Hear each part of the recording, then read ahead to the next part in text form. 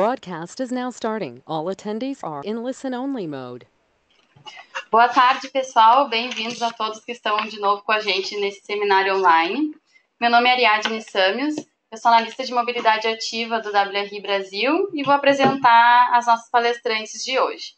O WRI Brasil e a Frente Nacional de Prefeitos apresentam uma série de seminários online Ruas Completas para apoiar diversos profissionais de diferentes áreas a colocarem os princípios das ruas completas em ação. Então, uma vez por mês, nós fazemos esse seminário que cada vez exploram temas diferentes relacionados às ruas completas para a construção de ruas mais seguras, saudáveis e equânimes. Nesse terceiro seminário, nós vamos abordar o tema da participação social. Então, como incluir a população na construção dos espaços públicos e das ruas completas. Para aqueles que desejarem assistir os seminários anteriores, eles estão disponíveis na página do WRI Brasil, wrbrasil.org.br, na aba Eventos. Então, apresentando nossas palestrantes de hoje, a Daniele Voto, ela é gerente de governança urbana do WRI Brasil e vai tratar as formas e os níveis de participação da sociedade na elaboração dos espaços públicos. A segunda apresentação vai ser feita pela Ana Carolina e pela Letícia, ambas diretoras vice-presidentes do Sampapé, e elas vão trazer sugestões de métodos que colocam a visão das pessoas que se deslocam a pé no centro do planejamento das transformações locais. Antes da gente iniciar, eu queria avisar a todos que nós teremos, ao final, uma sessão de perguntas e respostas. Caso vocês tenham perguntas, é só escrever no espaço destinado na direita, no painel. E caso a pergunta seja destinada especificamente a uma das palestrantes, por favor, indiquem. Então, vou chamar a nossa primeira palestrante, a Daniele Voto, para apresentar. Bom seminário a todos. Bom, obrigada, Ariadne, obrigada aos colegas aqui. Boa tarde, pessoal. Eu queria primeiramente agradecer a oportunidade de estar aqui hoje com vocês, compartilhando um pouquinho do que a gente trabalha na questão da participação social e dizer que é muito bom também estar na presença da Ana Carolina e da Letícia aqui, que são parceiras nossas do Sampapé e juntos a gente tem desenvolvido alguns trabalhos aqui, principalmente na cidade de São Paulo. Bom, quando a gente fala da participação social nos espaços públicos, a gente está falando de um tema que não é totalmente novo no Brasil e no mundo, mas que nós temos algumas peculiaridades que hoje a gente vai abordar e espero poder contribuir um pouquinho com vocês. Bom, nós temos dentro da participação social, ou participação cidadã, ou participação do engajamento da sociedade civil, a gente tem algumas agendas nacionais e internacionais que nos dão os motes e um pouco também dos pilares de como trabalhar essa questão da participação social. Então, nós temos os Objetivos de Desenvolvimento Sustentáveis, né, que são os objetivos dispostos pela ONU, né, temos a Parceria de Governo Aberto, que também é um acordo internacional, né, de governos, de países e também de cidades e de governos locais, para a inserção dos conceitos de governo aberto, dentre eles a participação social, a transparência, a accountability. Temos a nova agenda urbana, que foi publicada através de um acordo feito em Quito, há 2 anos atrás, dentro do processo todo do UN Habitat, né? E também temos o Acordo de Paris, né? Que tratou da questão das mudanças climáticas. Bom, dentro da Agenda Nacional de Participação Social, o que nós temos hoje no Brasil, legalmente falando, é um decreto, né, do governo federal, estipulando as formas de participação, os conceitos de participação social. Esse decreto ele foi publicado em 2014, ainda está em vigência, né, e nesse momento também está sendo trabalhado um projeto de lei, porque, trazendo, é até um pouco sintomático, né, a participação social no Brasil é regida através de um decreto, que não foi exatamente formulado com a participação da sociedade civil e dos outros grupos que trabalham com isso. Além disso, nós temos também alguns exemplos de leis nacionais, federais e também locais que estipulam as formas de participação social. Por exemplo, a Lei de Política Nacional de Mobilidade Urbana, de 2012, ela também traz dentro do seu bojo, de acordo com o decreto também, quais as formas e como se dá a participação social. Ou seja, internacionalmente falando e nacionalmente falando, a participação social ela já é vista como algo que deve ser observado, que não é apenas vamos dizer, algo que os governos fazem porque acreditam ou gostam ou simpatizam com o tema, e sim tem que ser uma prioridade dos governos. Aí, quando a gente fala de participação social, a gente tem alguns pilares. O que nós temos aqui na tela não é exaustivo, né? São alguns pilares que nós entendemos como os mais importantes dentro do por que fazer participação social e como fazer participação social. Temos a transparência, ou seja, a participação social ela serve para trazer maior transparência para o cidadão, maior transparência para as organizações de como estão sendo instauradas as políticas públicas no Brasil. Ela também traz muito fortemente a questão da abertura de dados, e aqui muitas vezes a gente fala na abertura de dados online ou virtuais, esse tipo de coisa, mas também a abertura de dados que não só apenas podem ser utilizados para a construção de aplicativos ou coisas assim. Essa abertura de dados, na verdade, é dar possibilidade para que a população conheça aonde estão sendo gastos os recursos públicos, saber quais são as prioridades de governo, ou seja, como o governo está se organizando para determinada política pública, no caso aqui, como a gente está falando, da criação de espaços públicos. A participação social também tem um outro item muito importante, que é a capacitação cidadã. O que é isso? A participação social, além de ter toda essa questão de acompanhamento, de transparência, de dados, ela também possibilita a capacitação do cidadão, ou seja, o cidadão passa a conhecer melhor quais são os seus direitos, seus deveres e como ele pode trabalhar dentro dessa seara do setor público. E, em muitos casos também, ele passa a conhecer como se dá a questão orçamentária da administração pública. E, por fim, a responsabilização, que é, na verdade, quando a gente conhece, quando a gente passa a ter acesso à informação, uma informação transparente, a gente passa a compreender essa informação, a gente pode buscar a responsabilização dos autores ou das pessoas gestoras daquela política pública. Então, esses são os pilares que a gente costuma trabalhar e nós entendemos como os mais pertinentes para a participação social. Mas, aí a gente se pergunta, onde nós estamos em termos de qual o nível de participação que nós desejamos para nossas políticas públicas no Brasil? Por exemplo, o projeto de ruas completas. Como é que a gente trabalha isso? Onde é que a gente vai buscar conhecimento para saber qual é o nível de participação que a gente deseja? Uma coisa é o que os governos locais conseguem fazer, podem fazer ou têm a capacidade de fazer em termos de participação social, que hoje no Brasil a gente está muito ainda na informação e na consulta, que são aqueles os dois primeiros pilares, né? E ainda falta a gente evoluir para outros níveis mais profundos e que geram, consequentemente, uma melhor participação e engajamento da sociedade, que é onde a gente passa a envolver a população, ou seja, ela tem sim ela passa a trabalhar junto com o governo, ela tem uma corresponsabilidade, a gente fala muito da questão da cogestão, né? A gente passa pela questão da colaboração, onde essa sociedade civil ela também dá os seus inputs, dá as suas sugestões, participa do processo de construção das soluções.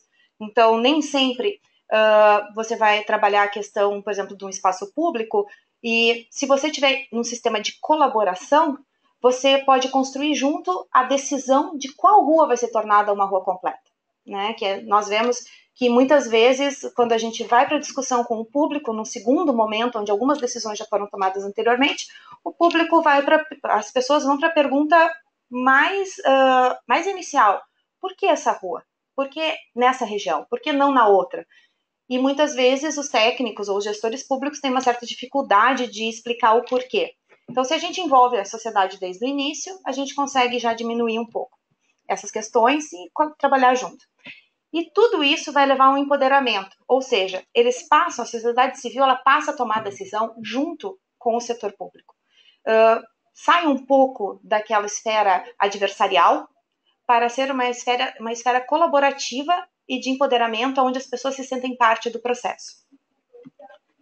Então, a gente tem essa escala da participação social, que a gente costuma chamar, que é a escada de Sherry Armstead, onde a gente trabalha com esses níveis de participação e a gente propõe, na verdade, como se fosse uma escada mesmo, né, os degrauzinhos para a gente ir subindo. O Brasil, como eu disse, a gente ainda está muito na parte da informação, na escala da informação, onde a gente apenas diz, o setor público apenas informa, olha, vamos fazer projeto de ruas completas, ele está no Diário Oficial, vai ser na tal rua, começa com tal data, tem previsão de finalização tal data, e tem este orçamento, e a Secretaria XYZ é a secretaria que vai ficar, vai ser a responsável pela condução desse projeto. Ou de mera consulta, né? Também que ainda é um nível um pouco mais também baixo de participação, aonde a gente apenas consulta a população para um sim ou para um não, e não abre para um debate, não se abre para uma deliberação, é apenas consultivo. E pacificação, aonde a gente gera, às vezes, uma expectativa, ou seja, o setor público ele abre para uma pseudo-discussão, aonde ele já mais ou menos leva os encaminhamentos e não há muita margem para realmente mudanças dentro do projeto. Então, o que a gente espera é que com o tempo o Brasil consiga amadurecer no sentido de passar ainda mais a responsabilidade e a cogestão pro cidadão, para que a gente consiga cada vez mais trabalhar junto com o cidadão, que ele consiga trazer e a gente trazer as suas sugestões e a gente consiga passar adiante nessa escada. Bom, aqui no WRI a gente vem trabalhando já há alguns anos com essa questão da participação social e sempre quando a gente trabalha sobre isso e apresenta isso como uma possibilidade para o gestor público, né, muitas vezes no nível municipal, mas também estadual e federal, algumas questões são um pouco reincidentes. Por exemplo, por que se deve incluir a cidadania na tomada de decisão se o gestor público, o prefeito, o governador, o presidente, o que seja, eles foram eleitos, né? Então, no nosso sistema de democracia representativa, em princípio, não se precisaria chegar a voltar à população para trazer projetos específicos, porque eles foram eleitos e estão ali e representam a população. Uma segunda questão também que sempre é trazida é a questão dos técnicos. Não, nós temos aqui na Secretaria X, Secretaria de Planejamento, já temos todos os técnicos, eles detêm todo o conhecimento, não é necessário levar nada para a população. Outro ponto importante que a gente também já verificou em muitos locais é, para que promover participação social, se geralmente essa participação ela é inócua, ela não traz resultados efetivos, ela não tem começo, meio e fim, e a gente não sabe como proceder. E, por fim, uma outra questão também que aparece bastante. Não adianta fazer participação social porque as críticas vão continuar. A gente não tem como zerar as críticas. Isso é uma coisa que aparece bastante também. E conversando internamente aqui na preparação desse seminário online, uma coisa que, como isso sempre aparece, a gente acha que é importante compartilhar com vocês as respostas para essas indagações. Bom, por que fazer a participação social? Qual é a vantagem que a gente vai ter em fazer uma participação social que seja organizada? Esse é um ponto importante. A participação social ela tem que ser organizada e a gente vai entrar nesse ponto mais tarde. Respondendo às questões anteriores, toda vez que se conversa com a sociedade civil, que vai ser diretamente impactada por aquele projeto, né, ou por aquela solução apresentada, sempre novas soluções são encontradas para antigos problemas. Muitas vezes, o que o governo acha que é a solução ideal não está exatamente de acordo com aquilo que a população sente ou pressente que vai sofrer no caso da colocação daquele projeto em prática. Então, quando a gente fala que nós já votamos, fomos votados e somos os representantes da sociedade civil, eles são os representantes da sociedade civil como um todo, genericamente falando. Mas a gente vai falar de projetos que vão mudar profundamente a vida da cidade, vale a pena, sim, ouvir a população. Eles vão trazer novas soluções, novas ideias, novos caminhos, muitas vezes. Bom, e também quando tu faz esse processo, a população passa a ser responsável pelo projeto. Quando tu consegue, dentro da escala de participação, fazer realmente um envolvimento da sociedade, onde ela colabore e se sinta empoderada dentro do processo, ela passa a ser dona desse processo, podemos dizer assim, em conjunto com, no caso, a prefeitura, já que estamos falando aqui de espaços públicos nas cidades, né? Então, ela passa a cuidar desse projeto. Esse projeto passa a ser dela também. E isso, muitas vezes, blinda o projeto, por exemplo, de algumas aventuras políticas que podem acontecer, né? Nós sabemos que nós vivemos num cenário atual um pouco conturbado, que nada impede de alguma pessoa que seja um pouco mais aventureira politicamente falando, tente ganhar, né, dentro das críticas, dentro do espaço político. Nós tivemos alguns exemplos em algumas oficinas que nós fizemos, onde pessoas foram inseridas dentro das reuniões que nem eram daquele bairro, que nem eram daquela região da cidade. E automaticamente as pessoas que eram da região da cidade se deram conta disso e o gestor público, quem estava coordenando mais ou menos as reuniões, não precisou fazer nada. A própria população do local, enfim, deixou claro para aquela pessoa que ela não era, que aquelas pessoas não faziam parte daquela região, que estavam ali por outros motivos. Que então aquilo não era a melhor solução encontrada para expor os seus motivos políticos. E por fim, quando a gente traz a população para dentro do projeto, quando a gente explica os motivos do sim ou do não, do pode ou do não pode, tecnicamente falando, a gente diminui as críticas mais genéricas e mais partidárias. E a gente consegue mudar, muitas vezes, a perspectiva das pessoas. Eu sempre ressalto um exemplo que nós tivemos alguns anos atrás, que foi na questão de um plano de mobilidade da região metropolitana de Florianópolis. Durante muitos anos, o estado de Santa Catarina discutiu por que não ter uma ligação marítima, né, no caso, da ilha com o continente de Florianópolis. Isso foi uma discussão durante muitos anos. Quando nós fomos trabalhar lá a questão do plano de mobilidade da região metropolitana, obviamente essa questão apareceu, e apareceu muito forte. Então, o consórcio, né, que estava responsável por fazer a questão do plano, nós conversamos muito e eles fizeram um estudo de viabilidade financeira e até a questão ambiental envolvida, e eles mostraram para a população, eles trouxeram de volta para a população mostrando, olha, não tem como fazer, financeiramente não tem como fazer, não tem gente o suficiente para carregar dentro desses catamarãs ou o que fosse, e simplesmente essa questão que perdurou durante anos acabou, não apareceu mais. Não, as pessoas entenderam. Isso foi vinculado na imprensa, foi vinculado em sites e tudo. Então, deixou de ser um problema. A população entendeu.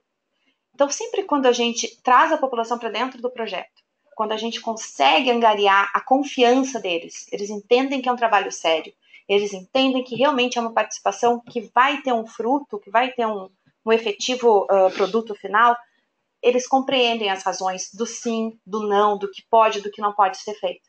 E muitas vezes eles nos ajudam até a encontrar argumentos para isso. Então, participação social, ela deve ser muito bem organizada e muito bem pensada desde o início de qualquer projeto.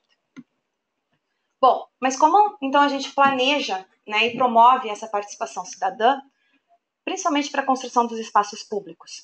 Quando a gente fala de projetos como Ruas Completas, a gente está falando de projetos que vão mexer a vida da pessoa diretamente. Quando nós falamos de projetos mais de nível econômico ou de outros níveis que não estão bem no dia a dia das pessoas, às vezes elas têm uma certa dificuldade de entender como elas se encaixam ali e quais são os impactos que elas vão sofrer com aquele projeto.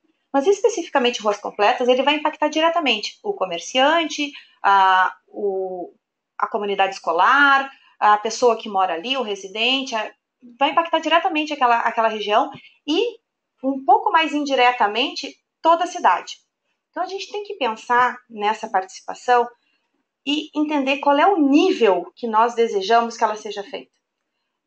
A gente vai fazer uma participação que, na verdade, não vai ser uma participação, vai ser apenas uma informação, a gente apenas vai avisar as pessoas do que vai estar acontecendo, ou a gente quer realmente trazer as pessoas, envolvê-las no processo desde o início, isso é bem importante, porque muitas vezes até pode ser visto como uma falta de respeito por parte do poder público, não trazer as pessoas desde o início para tomada de decisão, né? Então, tem que se trazer essas pessoas e saber explicar como vai ser feito esse processo. Uma outra coisa também importante e que muitas vezes a gente verifica que não é pensado desde o início é que participação social, ela demanda tempo, ela demanda recurso financeiro e recurso humano. Não se pode fazer participação social pensando que vão ser feitas reuniões com a sociedade civil das 2 às 3 da tarde numa quarta-feira. Temos que pensar que as reuniões, para serem efetivas, elas têm que ocorrer num horário alternativo ao trabalho daquelas pessoas, ou seja, final da tarde, que geralmente é o que a gente recomenda, ou sábados pela manhã, que também é um horário, uma data que as pessoas se sentem confortáveis. Né? Então, a gente tem que pensar que vai ter que ter recursos humanos da prefeitura, enfim, de todo mundo que estiver trabalhando ali, para trabalhar também em horários um pouco mais alternativos. E tempo para isso. O que é o tempo? O tempo é a questão, nós temos 6 meses para fazer esse projeto, mas nós temos que pensar que dentro desses 6 meses, a gente também tem que fazer participação social. Então, não adianta começar a participação social no 4º mês, porque todas as decisões mais importantes ou prioritárias já vão ter sido tomadas. Então, a participação ela se torna inócua. Então, a gente tem que pensar que a participação demanda um tempo. Então, quando a gente começa a pensar nesse projeto como um todo, do Ruas Completas, a gente tem que pensar, ok, nós temos 1 ano para fazer esse projeto. Dentro desse 1 ano, colocar marcos de tempo para a participação social. Vamos começar ouvindo a população para escolher qual vai ser a rua, de acordo, óbvio, com o binômio, né? Questões técnicas, né? E também desejo da população, vamos dizer assim, né? Trabalhar nesse binômio, mas saber que ela vai demandar tempo, sim, e ela vai demandar recursos humanos e, como eu disse, recursos orçamentários. Como assim recursos orçamentários? Participação social requer um espaço para reuniões, requer, de repente, recursos online, requer pessoas capacitadas para fazer isso, né? Nós temos profissionais hoje no Brasil super habilitados a fazer, aplicar metodologias, desculpa, né? E aplicar também métodos de como fazer a participação social. E também tem que haver pessoas que saibam analisar esses dados, o que vai ser tirado dessas reuniões. Bom, a participação social ela também precisa estar contemplada dentro do planejamento e do orçamento como um todo desse projeto. Como eu já referi anteriormente, a gente não pode fazer a participação social ou dizer que pretende fazer a participação social se lá no planejamento do Ruas Completas a gente já não colocou isso como um dos pilares para a gente poder trabalhar, né? E, de novo, determinar o fator tempo para essa participação. Ou seja, como que a gente vai trabalhar isso? Qual é o nível de participação que a gente vai escolher? A gente pode escolher que a participação social vai se dar apenas no primeiro momento desse projeto, em algumas fases do projeto, em todas as fases do projeto. Para isso também a gente considera o fator tempo. E muitas vezes o que se vê, principalmente nas prefeituras, pela correria do dia a dia, isso não é pensado.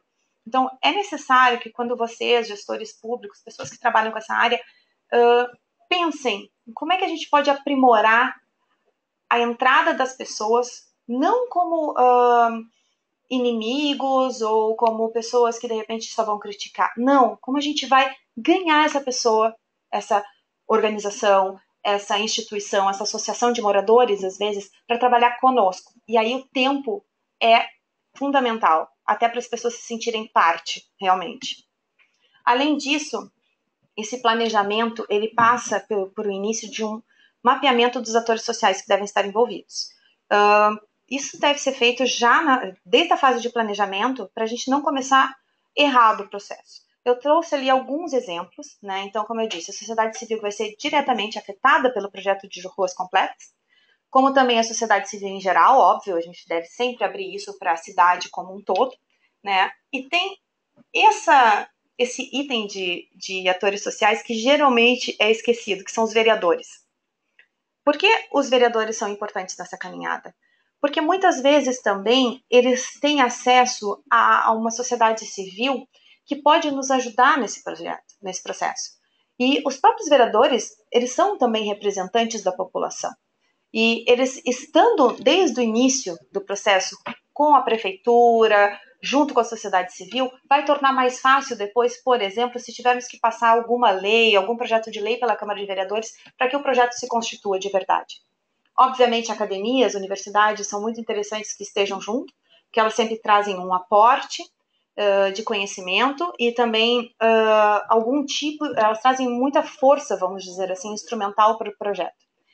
E as lideranças locais? Eu coloquei algumas lideranças, alguns tipos de lideranças, mas é meramente exemplificativo, né? Por exemplo, os fóruns municipais ou regionais de planejamento, os conselhos participativos, os conselhos municipais das cidades, que aí nós temos conselho de criança e adolescente, temos conselho municipal de transporte e mobilidade urbana, temos conselho do idoso, né? Por que não pensar na questão do idoso, da criança e do adolescente se a gente está falando de ruas completas? Que, em princípio, tem tudo a ver com a mobilidade dessas pessoas pela cidade. Então, pensar e conversar com as outras secretarias envolvidas dentro da prefeitura sobre quem são esses atores. Antes da gente começar qualquer processo, quem tem que estar com a gente nessa caminhada? Bom, E também a gente deve identificar as formas de participação. Aqui também não há nenhum modelo excludente. Os Sampapés, representantes de Sampapé, elas vão com certeza trazer exemplos super bons assim, de trabalhar e coisas que dão muito certo no processo, né? Mas, falando bem amplamente, nós temos a participação presencial e a participação virtual. Por que eu digo que elas não são excludentes? Porque não se necessita escolher entre uma e outra. Na verdade, o ideal seria que nós conseguíssemos fazer tanto a presencial quanto a virtual. Às vezes não há tempo necessário para isso, ou não há recursos financeiros ou humanos para a realização das duas vertentes. Mas a participação presencial, ela não é excludente da virtual nem vice-versa. O que se deve fazer é uma mescla, é assim que a gente trabalha. E, por fim, planejar muito bem como vai se dar a finalização desse processo de participação. Por exemplo, muitas vezes nós temos o projeto de participação social incluído dentro daquele arcabouço do que está sendo levantado pelo projeto de ruas completas, vamos dizer assim, e não se pensa na finalização disso. Como é que a gente vai dar o feedback para a sociedade? Ou como a gente costuma utilizar aqui, a resposta para a sociedade, né? A devolutiva para aquela sociedade. Aquilo tem que estar, por exemplo, no relatório final do processo. Dando um exemplo um pouco mais prático, fizemos várias reuniões, vamos dizer assim, e colhemos várias sugestões, levamos isso para a equipe técnica avaliou e chegou à conclusão que, vamos dizer, 90% vão ser feitas, né, dessas sugestões, elas vão ser acatadas. Uma maneira de respeito e até em alguns momentos, até de ganho político também para o gestor, é saber como apresentar isso para a população. Porque, às vezes, além de fazer, a gente também tem que contar como está sendo feito. Então, se 80%, 90% do que a população sugeriu dentro das reuniões, ou dentro do site, alguma coisa assim, for acatado, for ok, nós vamos fazer isso, a gente tem que dar essa devolutiva para as pessoas. Independente do percentual, dei o percentual agora aqui super, né, interessante, mas mesmo que a maioria não seja acatada, e dizer o porquê, principalmente, não foi acatada. Como eu já disse anteriormente, é muito importante explicar os porquês. Essa explicação dos porquês, ela vai ser definidora do sucesso ou não da tua participação social e, por consequência, do projeto de ruas completas. Porque hoje em dia, no mundo, cada vez mais se fala que não tem como um governo fazer as coisas sozinho. Então, a questão da cogestão, da corresponsabilização, continua sendo primordial para que qualquer projeto dentro de uma prefeitura, dentro de um governo de estado ou governo federal, ele tenha sucesso. Bom, e alguns exemplos, não querendo entrar na seara da Letícia e da Ana Carolina, mas alguns exemplos do que a gente considera como boas metodologias de promoção da participação social dentro da área presencial. Audiências públicas. Por que eu coloquei ali um ponto de interrogação? Não é um erro de digitação. É que dentro, por exemplo, do decreto de participação social, nós temos a audiência pública como uma das grandes formas de participação social. E dentro de várias outras leis. A audiência pública, hoje em dia no Brasil, em vários lugares do mundo, ela não é vista mais como o melhor método. Mas, ainda assim, nas leis, às vezes é necessário fazer para cumprir uma exigência. Então, a audiência pública a gente não considera como algo que deva ser visto como a única saída para a participação social.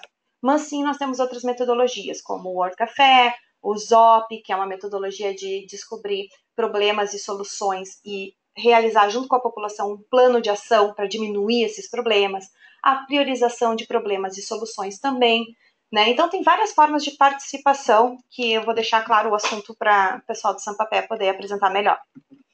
E também ferramentas de promoção da participação social em termos virtuais. Ou seja, desde a construção de um site específico para votações, consultas, realização de pesquisas e também até de, às vezes, minutas de lei, né? E aí, um exemplo que eu estou trazendo, que a gente traz ali é o São Paulo Aberta, que é da Prefeitura de São Paulo, é uma construção dentro da parceria de governo aberto da Prefeitura, para termos um espaço de participação social. E também trazemos como exemplo a plataforma Consult, que é uma plataforma online gratuita construída pela Prefeitura de Madrid e que hoje eles já repassaram, um software livre, eles já repassaram para mais de 75 governos subnacionais no mundo, né? E as principais experiências que nós temos, né, é Madrid e Buenos Aires, aqui pertinho de nós, aonde é um site que você baixa e você consegue trabalhar com várias experiências, desde orçamento participativo até consultas online, até, vários instrumentos de participação social. E que está disponível gratuitamente para as prefeituras. E nós consideramos como uma boa forma de promover a participação virtual. Bom, por fim, eu queria agradecer muito e deixar aberto para perguntas após a apresentação do Sampapé. E, novamente, dizer que a participação social ela não é um fim nela mesma, mas sim é uma forma de nós garantirmos a qualidade, a transparência e, principalmente, vamos dizer assim, a cogestão da população junto com os projetos mais prioritários das prefeituras no Brasil. Obrigada.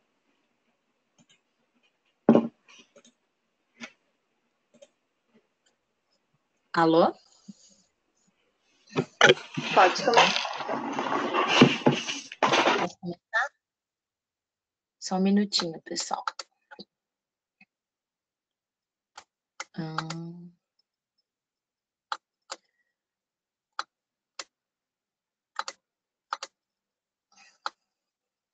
Oi, gente, tudo bem?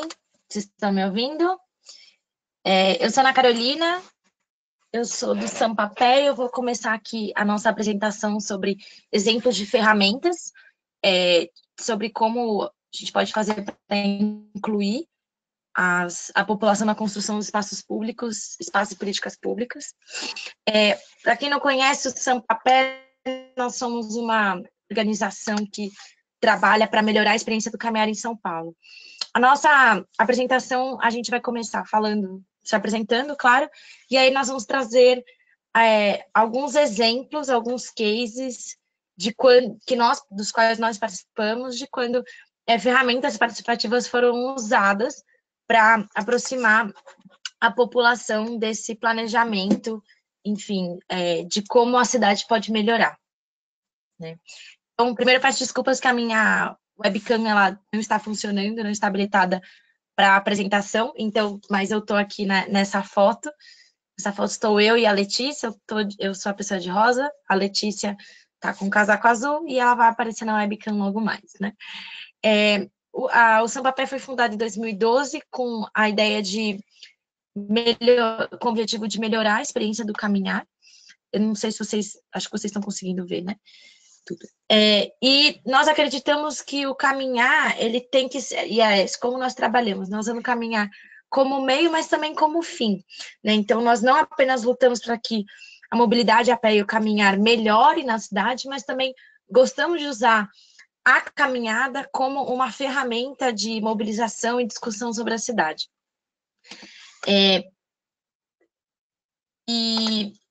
Bom, por que o caminhar, né? Porque a velocidade do caminhar aproxima as pessoas da cidade e aproxima os cidadãos entre si. E por isso que nós acreditamos que o caminhar ele pode ser uma ferramenta muito interessante em relação a isso. E nós temos nos nossos princípios dois que eu acho que se relacionam muito com o que a gente está tratando aqui, que garantir que as cidades sejam espaços de constante transformação coletiva, ou seja, não se trata simplesmente de melhorar a qualidade da mobilidade a pé, a qualidade do caminhar, mas que na cidade a gente esteja em uma constante transformação que beneficie o coletivo. E aí, para isso, outro princípio que nós defendemos é que nós estimulamos a parceria, o diálogo local e a solidariedade entre os diferentes segmentos sociais. O que tudo isso tem a ver com mobilidade? O que tudo isso tem a ver com planejamento de ruas seguras?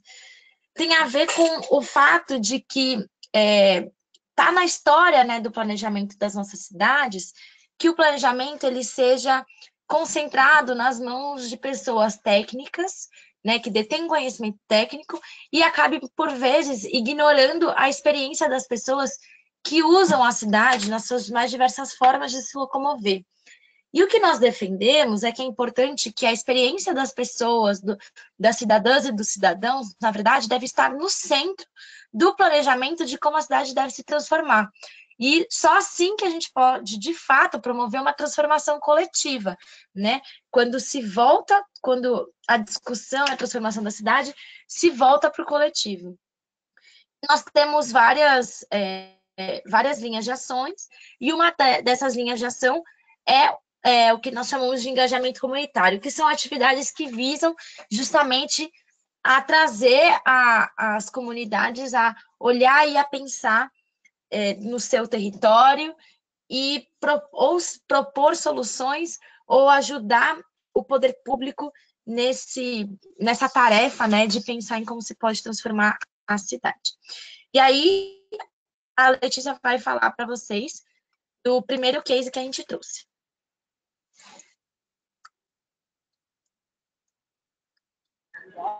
Olá a todos e a todas que estão participando.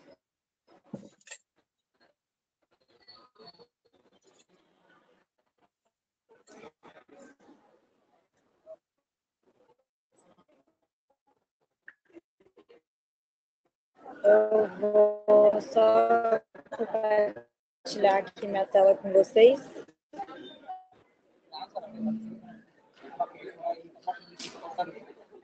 Acho que agora está aparecendo.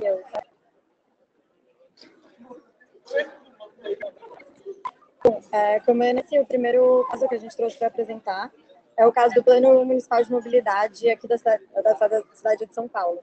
E é importante trazer ele porque, enfim, acho que é uma coisa que todas as cidades ou passaram ou estão passando, então ainda é possível, enfim, incluir a população. E para contar como aconteceu, né, no nosso caso, foi em 2015, aqui eu trouxe uma imagem desse evento que teve, da participação social, e uma imagem de quando a gente participou. E aí, quando a gente vê essa imagem, a gente vê aqui que teve o evento oficial da prefeitura, no dia 17 de abril, e que eles fizeram salas temáticas de participação. E uma dessas salas temáticas se chama Mobilidade a Pé. E isso já é muito interessante, porque, enfim, até então, a própria prefeitura nem usava esse tipo de linguagem, nem tinha esse tipo de foco para discutir políticas na cidade.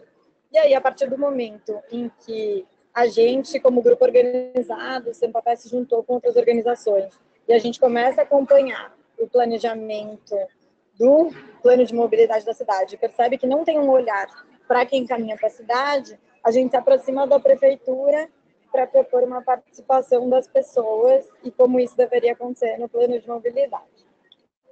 E aqui eu trouxe até como se fosse, enfim, um fluxograma do que aconteceu.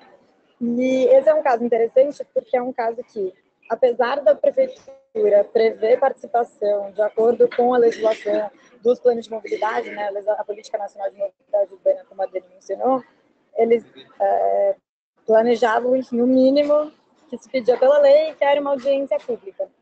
E a partir do momento que a gente viu que isso não seria suficiente, e para pautar o tema da mobilidade a pé nessa política, a gente precisaria de uma participação mais inclusiva e mais incisiva, a gente começa um processo de diálogo com o poder público. Então, a gente tem uma insatisfação com a primeira proposta do Plano Mob, começa a rascunhar um capítulo do que seria incluir a mobilidade a pé nesse plano, chama outros grupos para participar, isso de forma online, todos começam a participar juntos, e aí, a partir disso, a gente entrega essa primeira proposta para a prefeitura, e é nesse momento em que a prefeitura tem conhecimento de que tem grupos, enfim, organizados ou interessados nessa temática, cria esse tema dentro do evento oficial de participação e nos convida para mediar essa sala. Então, em vez do modelo comum, que o poder público media, vai lá só para ouvir as pessoas, a gente foi convidado para participar como mediador, então tive uma oportunidade também de usar uma metodologia diferente. E aí foi muito legal, porque nessa oportunidade a gente propôs que a gente não ia só ouvir as pessoas, ia criar alguns grupos de trabalho, um pouco parecido com o Word Café, enfim, a gente deu uma misturada de metodologia, em que a gente aproveitava um documento que a gente já havia criado com outros grupos, para discutir em cima dele e aprofundar um pouco mais nas propostas. E aí tudo isso o poder público ele participava, tanto como ouvinte, quanto realmente também nos grupos ouvintes participando, né, como participante, como também, digamos que sociedade civil, alguns técnicos da prefeitura. E aí, a partir disso, a gente teve, enfim, um caso muito interessante, que no final a gente faz uma análise, né, nessa participação e fecha um documento, que acho que a Dani também trouxe muito bem, porque se você faz só um momento de escuta, mas não depois da inteligência dessa escuta, é muito difícil, né, de acontecer essa inclusão. Então, a gente faz essa inteligência e entrega, por fim, um capítulo já com esses 2 momentos de participação para a prefeitura, e eles têm que dar uma devolutiva para a gente do que foi e o que não foi incluído. Obviamente, nem tudo é incluído no plano de mobilidade, mas muitas coisas foram colocadas lá, muitas coisas mudaram a linguagem e foram incorporadas por outras áreas, mas foi um caso muito positivo. Então, só trazendo alguns pontos aqui, foi uma construção coletiva, uma inovação é a interface sociedade civil com sociedade civil, nem sempre é o poder público que tem que concentrar, né, essa interface, até porque talvez os grupos da sociedade civil que já discutem um tema tenham uma facilidade ou uma linguagem melhor para discutir com outras pessoas da sociedade civil, fazer discussões e também trabalho, né, não ficar só na escuta, e enfim, essa parte da devolutiva, do então, qual é a nossa resposta, o que a gente absorveu de tudo isso que aconteceu. O segundo caso é o caso do Índice Cidadão de Caminhabilidade. Essa é uma ferramenta que, lá baseado nos nossos princípios que a Ana apresentou, a gente usa para engajar a cidadania. Para entender o que é caminhabilidade, né? Quais são as qualidades do espaço que influencia no nosso deslocamento. E outro, conseguir realmente trazer, enfim, argumentos e ferramentas para o poder público. Então, aqui, como a gente trouxe, né, por que ele é um índice? Porque a gente, enfim, gera dados, consegue fazer uma medida quantitativa e qualitativa. Cidadão, porque ele justamente transpassa os conceitos técnicos, traz isso para uma linguagem da população comum. E, enfim, de caminhabilidade, porque é o nosso tema de trabalho, né? Mas como a Ana já bem colocou, porque a gente também acredita que o caminhar ele é uma ferramenta de aproximação com o espaço público, então de entendimento do espaço público. Aqui está como a gente lida, né, nessa metodologia, as camadas que a gente pede para as pessoas avaliarem quando estão no espaço. Então, tirar um pouco essa coisa da coisa técnica, mas ao mesmo tempo também trazer conhecimento. Então, por isso que a gente fala aí de calçadas, fala de mobiliários urbanos, explicando que inclui árvores, inclui bancos, inclui tudo que está acima da calçada. E sair realmente com as pessoas para a rua para avaliar o espaço. E aqui a gente usa essa ferramenta que, enfim, também para difundir aí para o poder público, que é muito simples, mas é uma forma muito simples de engajar as pessoas e de ter algum, né, registro do que acontece ao longo dessas metodologias. Então, aqui a gente dá a moldura para as pessoas quando elas saem caminhando na rua, verde e vermelha, para registrar verde o que está positivo, o que elas gostam, e vermelho o que está negativo naquele espaço, naquele caminho, que vai servir de argumento. Dentro dessa ferramenta, ela pode ser tanto usada pelo poder público para trazer a população, quanto usada pela população para gerar, enfim, insumos e abordar o poder público. Aqui eu trouxe um caso de quando a gente participou do projeto do Jundiaí Caminhável, foi feito também com outras organizações, mas foi liderado pela prefeitura, esse é um caso muito interessante, e foi liderado pela prefeitura, na verdade, num estudo de impacto de vizinhança, e a compensação desse espaço era um prédio que ia subir no centro, né, de Jundiaí, e a compensação foi analisar a caminhabilidade do centro e propor coisas para o centro ficar mais caminhável. E aí essa proposta ela foi feita toda junto com a população. A gente ficou responsável pelo fazer o índice cidadão de caminhabilidade, que é esse que, enfim, está aí nas fotos. E aí é uma foto da gente caminhando com o grupo. Só para contar um pouco do exemplo, a ideia foi que a gente saiu para caminhar com a população usando essa metodologia em 3 dias diferentes, em 3 horários diferentes, para incluir populações diferentes. Então, como a Dani já bem colocou antes de essas audiências ou consultas têm que acontecer em horários alternativos, e contemplando os diferentes tipos, né, de população que devem e podem participar. Então, como vocês veem aí nessa foto, tem, por exemplo, uma criança, porque esse foi num sábado pela manhã. Então, é um momento em que pode ir pais com filhos também. A gente também tem uma foto que é mais noturna aqui, enfim, pode ir as pessoas depois do trabalho e também dar um olhar diferente da cidade durante a noite. Então, é importante também, quando for fazer essas metodologias realmente, né, participativas, de ir para a rua com as pessoas, contemplar isso, a diversidade. E só frisando que essa metodologia e acontecer isso em Jundiaí foi muito legal, porque o poder público também ia para a rua junto com as pessoas analisar. Então, além de quebrar uma barreira, era um trabalho realmente em conjunto, como a Dani colocou, dessa coisa de co-criar, de colaborar e ter uma corresponsabilidade.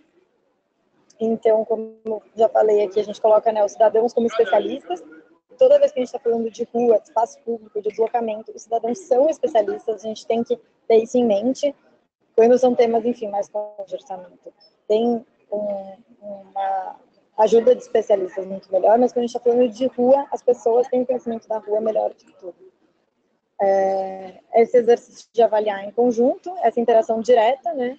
Criar soluções após, porque a gente não vai só para o espaço e olha se ele está bom ou se está ruim, tem que depois criar o que, então, como a gente consegue melhorar e criar isso junto com as pessoas, para elas tanto acompanharem, para ver como isso vai acontecer, para elas também, enfim, estarem nessa constante participação, né? Não deu certo, também analisarem que não deu certo e continuarem. Agora, os próximos exemplos, a Ana que vai apresentar, então eu passo a palavra para ela. Vamos lá. Oi, gente, voltei. Bom, vamos lá. Eu vou trazer, então, os outros dois casos que nós trouxemos, né? O terceiro caso ainda é uma ferramenta de participação cidadã e é dentro do projeto Mulheres Caminhantes, que o Sampapé realizou em parceria com a Rede Mas e o Fórum de Mulheres da Zona Norte, com o apoio da WRI, no ano passado. É um projeto no qual nós fizemos 3 encontros, um numa quinta-feira à noite e 2 no sábado de manhã, com mulheres da região norte, em sua imensa maioria mulheres que se deslocam basicamente por transporte público, e nós propusemos para elas que elas ajudassem a fazer um diagnóstico da qualidade do caminhar e da percepção de segurança que elas têm ao se deslocar no entorno do terminal integrado do metrô Santana. Então, a gente dividiu os encontros. No primeiro, nós saímos na rua juntas e elas, enfim, anotavam como que se sentiam em cada lugar, como era a percepção de segurança delas. E no segundo encontro, nós fizemos uma saída, e aí foi num sábado de manhã, uma saída na qual elas recebiam fichas para fazer avaliações mais detalhadas sobre calçada, sobre as sensações, sobre o mobiliário, sobre a segurança ao atravessar a rua e outros quesitos, e usamos a mesma ferramenta do Índice de Cidadão de Caminhabilidade, na qual elas registram o que vem de bom e de ruim na rua. E no último encontro, nós juntamos todo o diagnóstico que nós fizemos juntas e propusemos que elas se dividissem em grupo e pensassem em quais eram os problemas prioritários a ser enfrentados e pensassem elas mesmas em soluções.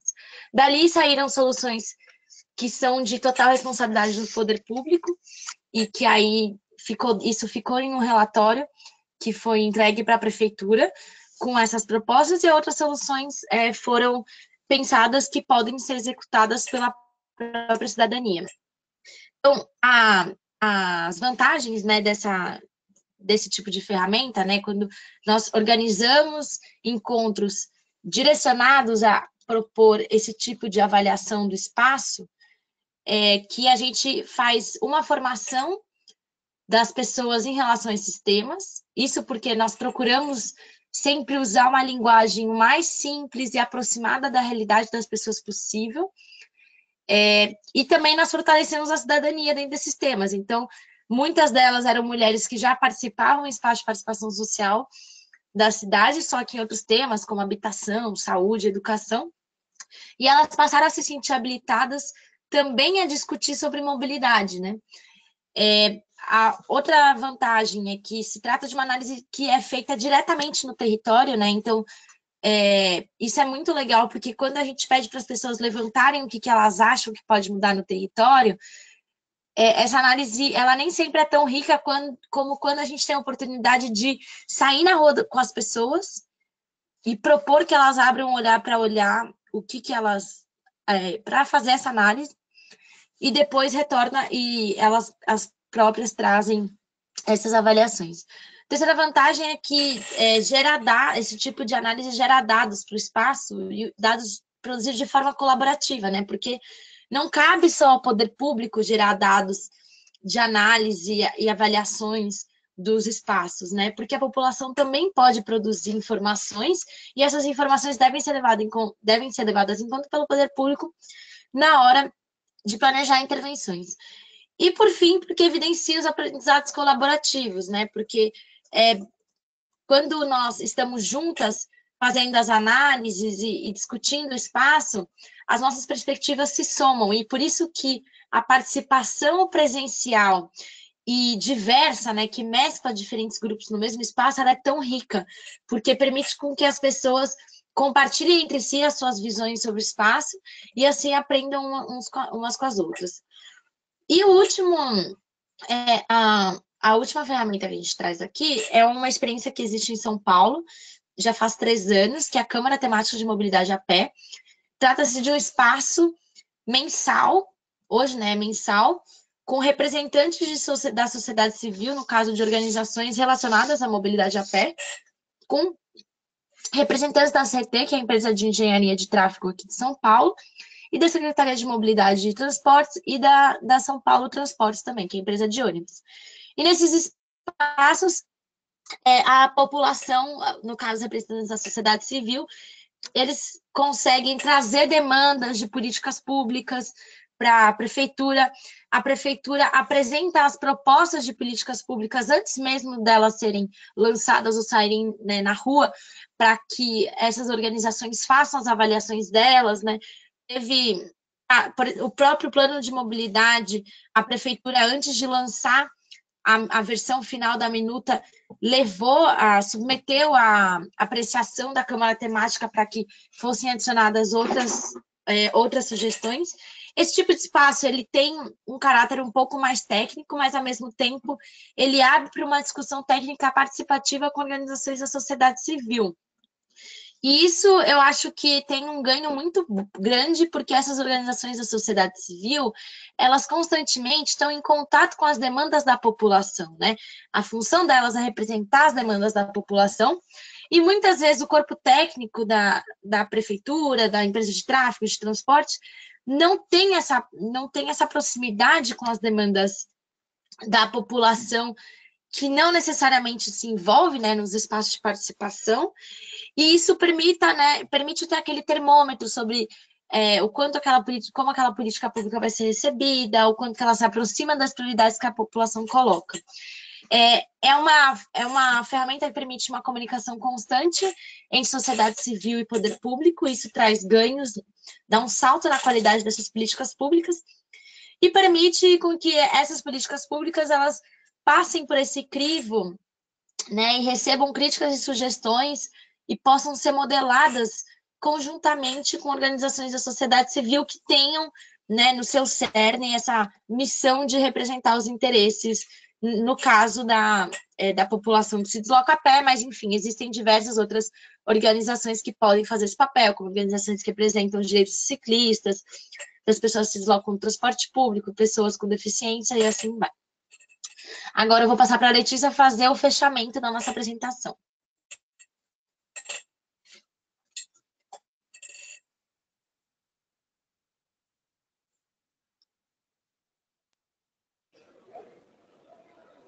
Voltando aqui para fechar. Não sei se está compartilhando ela. Em que, enfim, a gente, para encerrar, coloca, né, esse slide aí de outro processo também de participação com crianças, e lembrando que a cidade é constantemente co-criada junto com as pessoas e com o poder público. E acho que essa última experiência que a Ana trouxe, que é um espaço regular, né, que acontece também de forma constante, ele é importante para lembrar um pouco daquilo que a Dani trouxe no começo, que foi de mesmo quando eu faço, enfim, um processo de participação, as críticas continuam. E é muito positivo as críticas continuarem, porque, enfim, a cidade está constantemente mudando, então a gente não chega num processo final e para por ali. A gente, a partir do momento que já tem, né, alguma coisa avançada, a gente começa a identificar outros problemas a partir disso. A partir do momento que a gente tem uma sociedade civil mais empoderada, que participa mais, enfim, também consegue demandar mais, mas isso tem que ser visto de uma forma muito positiva, e quanto mais espaço a gente tiver de forma regular, além de forma pontual, a gente consegue, enfim, diminuir esse tipo de problema, ou que não é para ser visto como um problema, mas, enfim, esse tipo de crítica que não é construtiva, que não acontece de forma colaborativa. E, por fim, para fechar, né, a gente só queria trazer 3 pontos-chave que a gente acha que com esses exemplos a gente consegue trazer aí para tanto a sociedade civil quanto o poder público sair daqui inspirado para utilizar. O primeiro é que a sociedade civil ela pode dizer como ela quer participar. Então, também existe um processo, talvez, de consultar a população sobre como ela quer participar. Não já chegar a consultar a população no formato que a gente já foi criado, né? E a gente teve esse exemplo muito bom no caso do Plano Mob de São Paulo. E quando a gente também tem já esse processo aberto de como participar, a gente consegue criar formatos mais inovadores e muito mais inclusivos, e as pessoas já estão engajadas, porque elas já participaram de como elas vão participar do processo. Né? Um segundo ponto é esse de engajar as pessoas mesmo quando não for obrigatório. Enquanto a gente ainda não tem uma lei que obriga, ou enfim, não tem algum decreto na cidade, ou alguns processos que não precisem, mesmo assim, vai modificar a dinâmica da cidade, ou vai modificar a dinâmica de algum lugar. Enfim, engaje, traga as pessoas para discutir, né? Porque, enfim, como a Dani já colocou isso, gera muito mais aprovação, gera uma corresponsabilidade, gera um relacionamento muito positivo e, normalmente, tem que corrigir menos coisas nas mudanças que foram feitas. E, por fim, como eu já trouxe aqui, criar espaços regulares de encontro com a população e lugares de participação. Não necessariamente precisam ser temáticos, pode ter discussão em geral sobre a cidade. Tinha um vereador que em São Paulo, por exemplo, fazia o que ele chamava de segundas paulistanas, também chamava as pessoas para discutir temas diferentes, mas, enfim, se encontrar e estar constantemente em diálogo, porque constrói uma relação mais amigável, faz com que diferentes pessoas consigam participar e tem uma devolutiva constante, porque a gente sabe que acontecem muitas coisas o tempo todo na cidade. Então, também existe esse receio, assim, tudo que eu vou fazer eu tenho que consultar. Então, você vai tendo essa contrapartida da população ao longo do tempo, inclusive as pessoas que participam desses espaços regulares falam quando isso aqui tem que ter uma participação muito mais ampla, porque vai mudar muito mais a vida das pessoas, como é o caso, por exemplo, né, dos ônibus em São Paulo, da mudança de linha, da nova licitação, que alguns grupos tiveram contato a princípio e a maior reivindicação desses grupos é que seja um processo mais amplo. Então, por isso é muito importante manter esses espaços regulares. Com isso, eu encerro, deixo aberto, enfim, para perguntas, a gente está muito afim de responder. A gente trouxe só alguns exemplos para trazer justamente para o debate e inspirar. E aí, na tela estão todos os nossos contatos, para quem quiser entrar em contato também depois, seguir nossas atividades, e a gente espera que a população se engaje mais e o poder público cada vez também quer uma população mais engajada. Obrigada.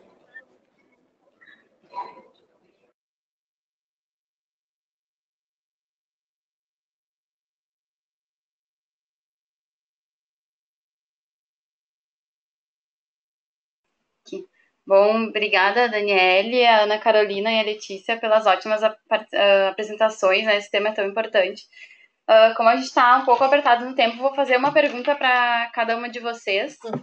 Então, começando pela Dani, já que a gente está lado a lado.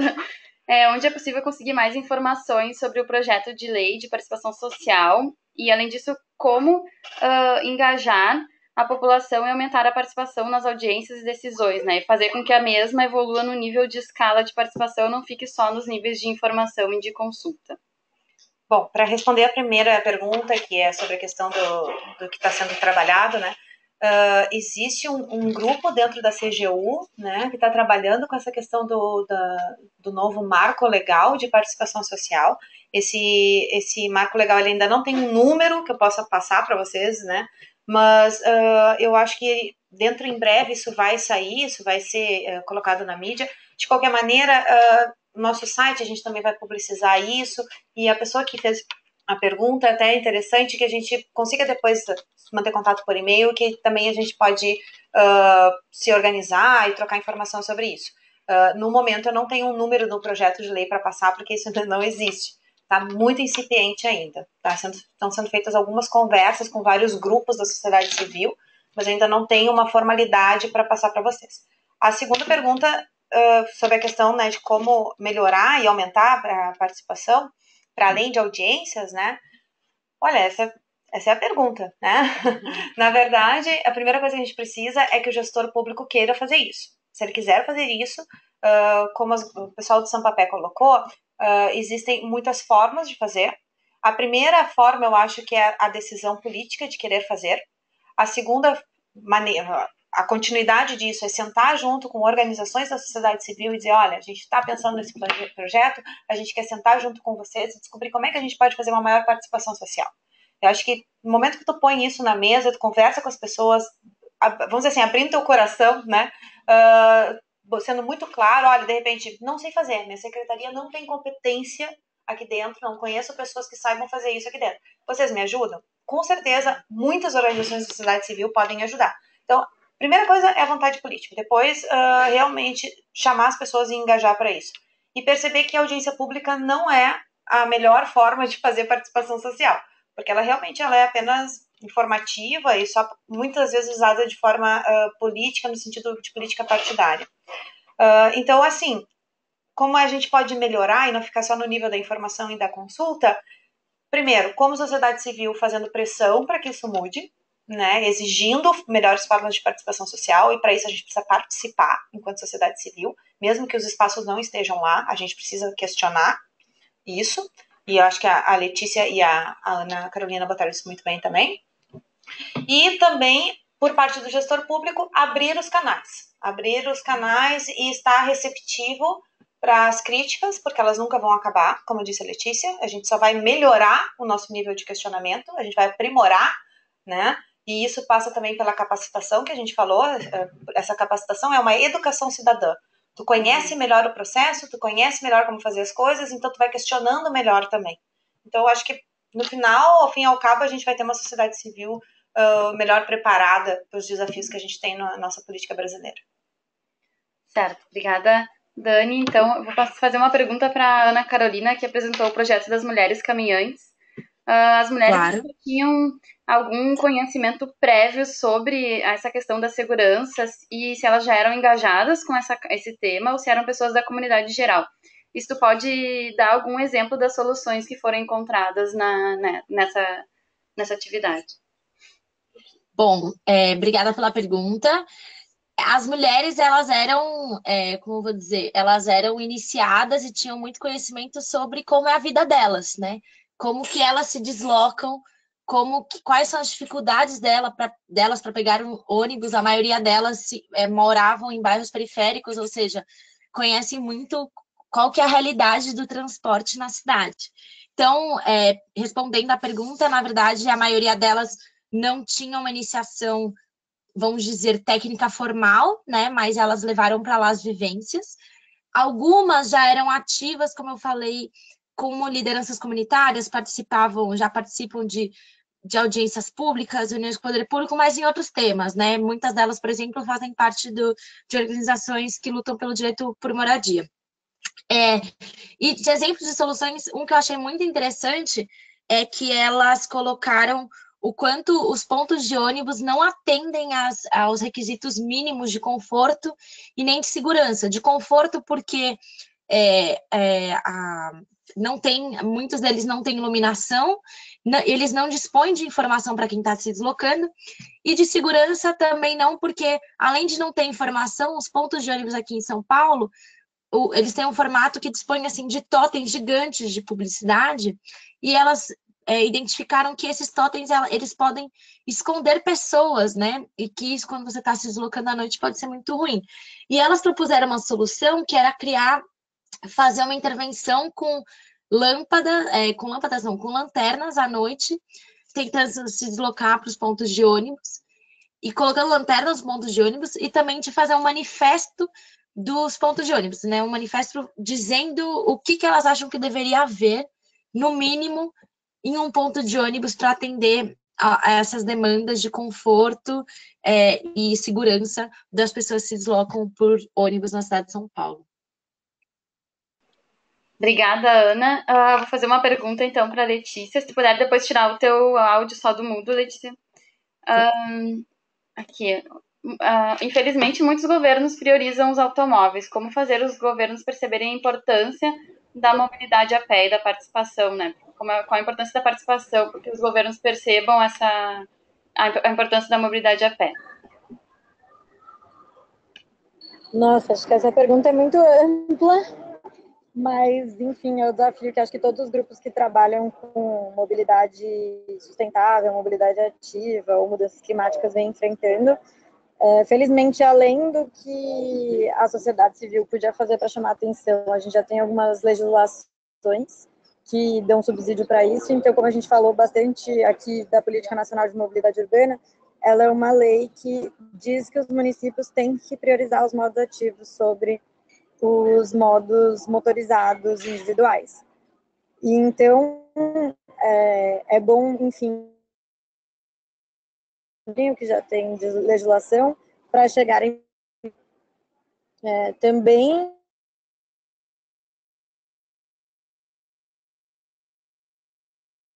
argumento, né, de quanto, na verdade, os municípios têm que se adequar à legislação. E acho que é um projeto que já tomadores de decisão para caminhar e ver a situação do caminhar, e é importante falar que o caminhar é o modo de deslocamento mais utilizado em todas as cidades brasileiras. Por mais que a gente tenha um planejamento realmente voltado para os carros, teve cidades que se desenvolveram com esse modelo, né? A gente, mesmo assim, por várias outras questões, enfim, sociais e econômicas, tem um maior deslocamento caminhando na cidade, e que, inclusive, então, a gente não está falando de uma minoria, está falando de uma maioria, e que essa maioria precisa de planejamentos mais justos e seguros para se deslocar na cidade. Então, acho que isso também é um dado muito importante para, enfim, trazer para o poder público. Perfeito, muito obrigada. Bom, vamos chegando ao fim, então, de mais um seminário online Ruas Completas. Agradeço a Daniele, a Ana Carolina e a Letícia. Esse vídeo, toda a gravação desse seminário está disponível no site wrbrasil.org.br na aba Eventos. Então, quem quiser, enfim, assistir novamente, compartilhar ou até usar alguma parte, está disponível no nosso site. O próximo seminário da série Seminários Online Ruas Completas acontece no dia 25 de junho, nesse mesmo horário, e vai abordar estratégias para qualificar e incentivar o uso do transporte coletivo nas ruas completas. Caso vocês tenham qualquer dúvida ou sugestão, podem enviar e-mail para ruascompletas@wri.org. Desejo a todos um ótimo dia e espero encontrá-los novamente no dia 25 de junho. Obrigada.